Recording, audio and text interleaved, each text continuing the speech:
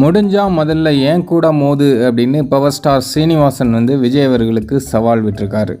விஜய் என்னுடைய தம்பி தான், இருந்தாலும் அரசியல்லாம் அவருக்கு சரிப்பட்டு வராது. அது சினிமா கிடையாது, அரசியல் வேறு சினிமா வேறு அப்படிங்கிறத விஜய் அவர்கள் புரிஞ்சுக்கணும் அப்படின்னு பவர் ஸ்டார் சீனிவாசன் பேசியிருக்காரு.